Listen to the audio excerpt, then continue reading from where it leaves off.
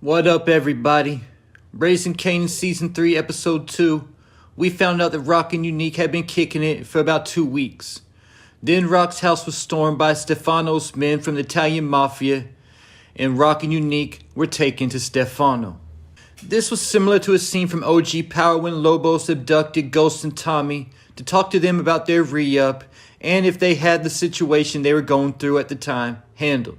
He didn't abduct them to cause any kind of harm, but simply because things were too hot for Lobos to arrange any kind of meeting that could tip the feds off about his location. And this is similar to what Stefano did with Rock and Unique. Stefano didn't abduct them to cause them any kind of harm, but simply because the feds have all his locations bugged, so he didn't feel safe arranging any kind of meeting, also because he doesn't know who he can trust. So he had Rock and Unique abducted to tell Rock that it would be her responsibility to take out Sal Baselli. And during this conversation, Stefano showed Rock a furnace that he uses to get rid of his enemies.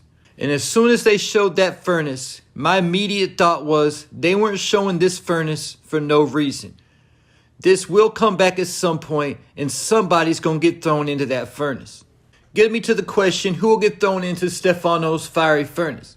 We've already saw one power character get burned to death, Dre, when he was burned alive in a jail cell by 2-Bit and Spanky.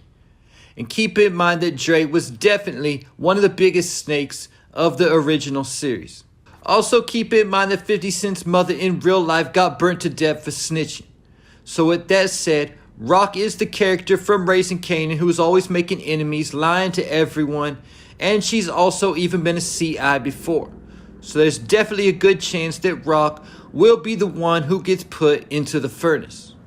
Also keep in mind that in 1985, Rock's ex-man, High Post, also got burnt alive for snitching.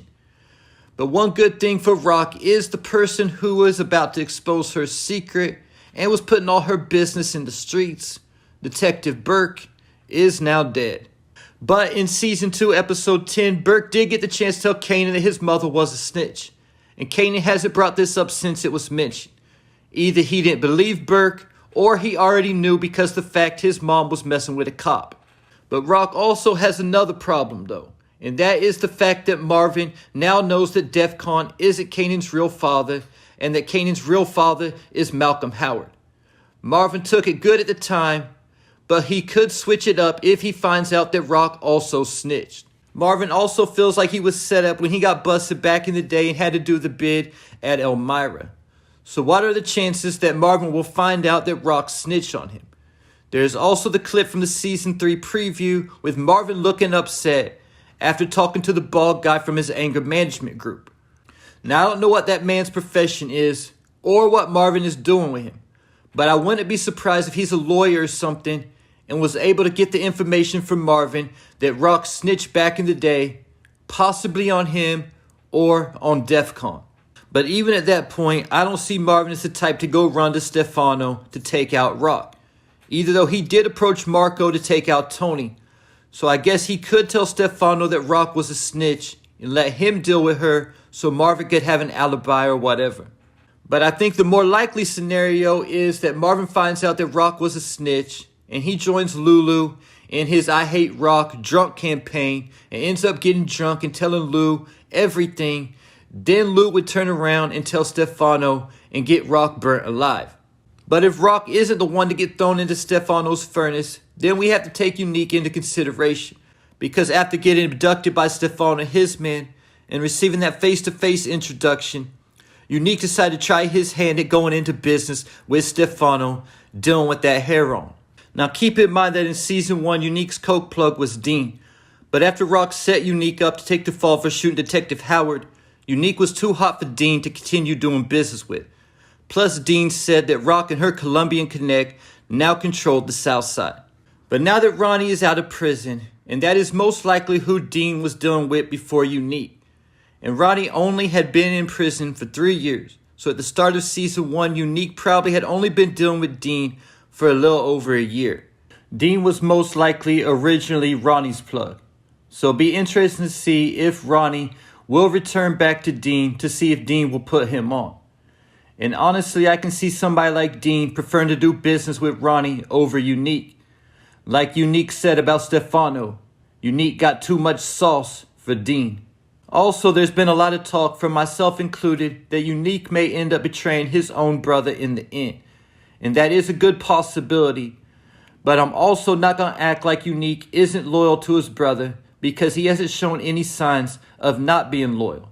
Matter of fact, anytime his baby mama starts running her mouth about Ronnie, the first thing that Unique will tell her is, "That's my brother."